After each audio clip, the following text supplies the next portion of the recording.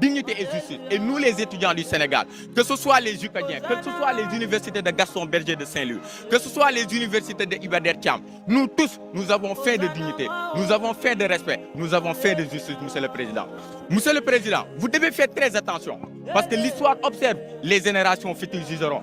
Un jour, ils demanderont, est-ce que sous votre mandataire, le Sénégal a su écouter ses étudiants ou il les avait abandonnés? Vous commencez de nous abandonner, parce que l'Union de nous, maintenant, Monsieur le Premier ministre Ousmane Sonko, c'est-à-dire, ce qui me pose problème, parce que quand vous étiez à l'opposition, et vous étudiants ont des problèmes, vous devez défendre les étudiants.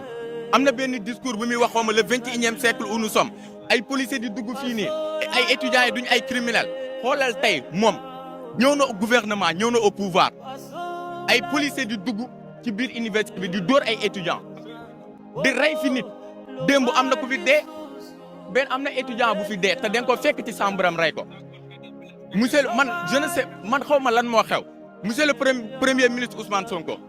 L'écrivain français Albert Camus disait une phrase importante, que le monde est malade car nos dirigeants ne disposent pas de langage clair. Aujourd'hui, monsieur le Premier ministre, vous êtes une cause qui nous permet de découvrir pourquoi Albert Camus avait raison de dire ça.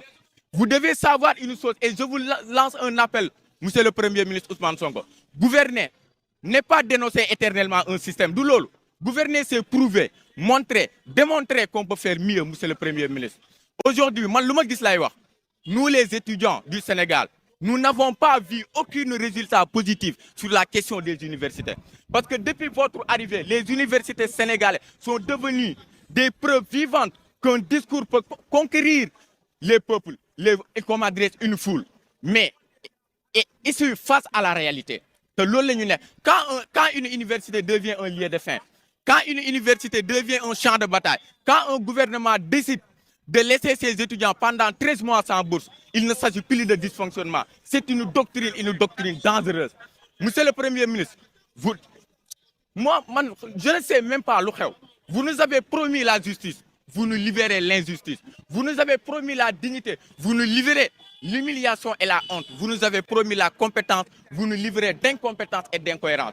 Te Thomas Sankara, billahi monsieur le ministre, dina la ko wax. Man bëgguma dara lu la met.